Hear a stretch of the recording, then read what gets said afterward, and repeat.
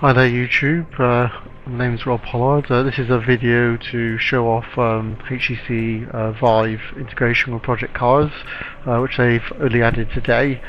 I'm fairly new to VR and I have to say it's completely blown me away. It really does put you in these places. And having now raced and flown flight sims in VR, I'll never do anything else. Now, I have to say my driving's really poor, and I certainly wouldn't use this as a role model for racing. But I enjoyed it so much, I'll definitely be getting more into sim racing. Unfortunately, I'm playing with a Xbox controller, and I should really get a steering wheel to make things a little bit easier. Now, in terms of what you see, this is basically I guess a reflected window on my desktop showing what's in the headset. However, it's a lot higher resolution than you see in the headset. The headset is a lot lower resolution. Now, you might think that's a bad thing, and it kind of is, but what the headset does have is real 3D and real 3D perspective. Everything just looks real, and that, when combined with super accurate head movement tracking, gives you an unparalleled feeling of being in that car. And in many respects, I found racing with a headset on easier than with a screen, because you can look around and you just get a better feeling for what the car is up to. As I said earlier, I'm no sim racer, as you're about to see, and some of you probably cringe at some of my manoeuvres. I can't recommend it enough. I really think VR, whether it's Oculus Rift or HTC Vive, is the next big thing. And once the prices come down, I think they'll be shifting off the shelves. What we've discovered is most people, when you try to explain VR to them, they just don't understand it. They see the videos on YouTube, and I've been guilty of that. I watched hundreds of videos before my Vive arrived, and I thought I knew what it was about, but until you actually try it for yourself, you really have no idea. It really does put you into these environments that just feel absolutely real. The 3D has real depth, and it's that, and presence. You see and feel, I guess, the real scale of things. As an example, one of the demos had you meeting GLaDOS, which you might know from Portal and Portal 2. When you actually see her in VR, you actually see the size of that machine, and it's scary, really scary. Whereas on a 2D screen, you really don't get that effect at all. So here I'm actually racing on, or attempting to race on Donington Park. Here you are, just spun out. In my defence, it is quite hard racing with an Xbox controller. It's quite sensitive, and I obviously don't have a lot of time in on this game, but that's going to change big time. So I'm cutting into the corner.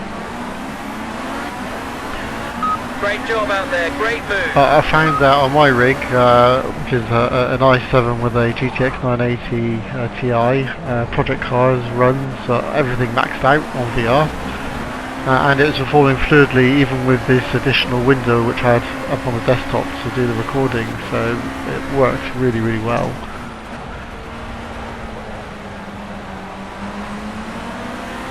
Yeah, I think this is possibly the most enjoyable race I've ever had on a computer.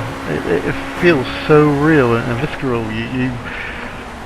You literally feel it in your stomach, and you just don't get that when you're playing on a big flat screen. So I'd say in terms of sim racing, flight simulation, and Elite Dangerous, I'll be playing all of those in VR from here on in, simply because the experience you have is unparalleled. There are a lot of room scale titles as well, and the thing I found amazing about those is you watch YouTube videos of them online and you think, oh shit, that's like really boring. Who wants to do that? Even on the tutorial where you're blowing up balloons and knocking them into the sky, you watch that on YouTube and think, what's this guy on? Why is he interested in doing this? But when you're actually in VR, it changes, because it has a presence, because it feels real. it somehow adds that extra dimension of fun to it, which a 2D recording on YouTube just will never ever be able to get across.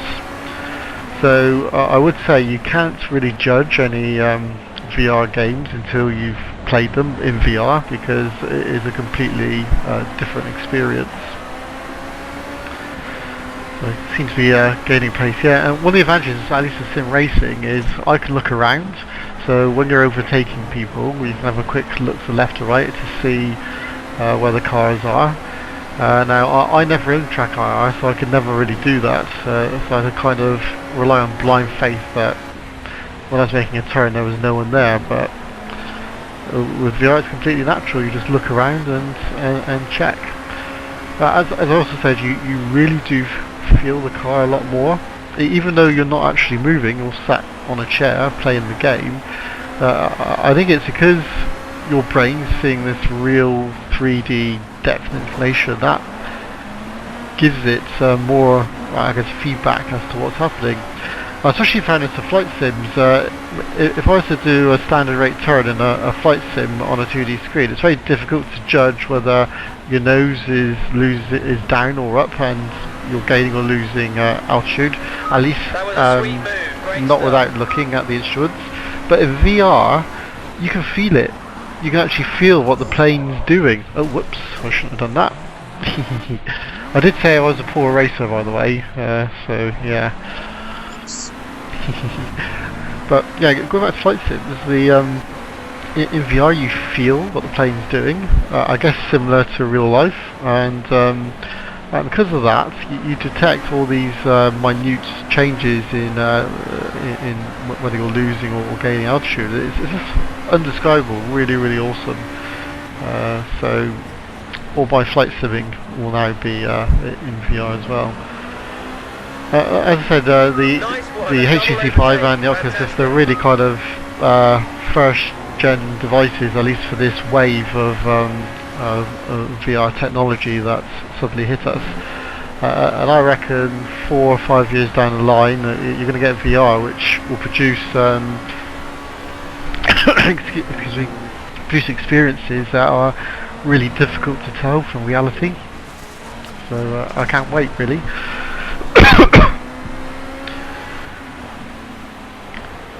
As I said, if you're on the fence about VR, okay, you're probably a little bit interested because you're watching this and you're watching presumably lots of videos online of people playing various VR games. You really need to try it out for yourself. Either find a friend that has a headset and grab a go on it, or find a store. And at least in the UK, there are many stores dotted around the country which are demoing this. And believe me, when you put it on, okay, you notice that the resolution isn't as high as a 4K screen, but the sheer depth and immersion immediately takes over. The presence, the feeling of being there, it's just indescribable. You really do need to try it out yourself. But once you try it out, I don't think you ever go back. And I found I personally will never go back, at least on simulation games like this. It feels too real. Anyway, that's me signing off. Thanks for watching my poor driving. Bye.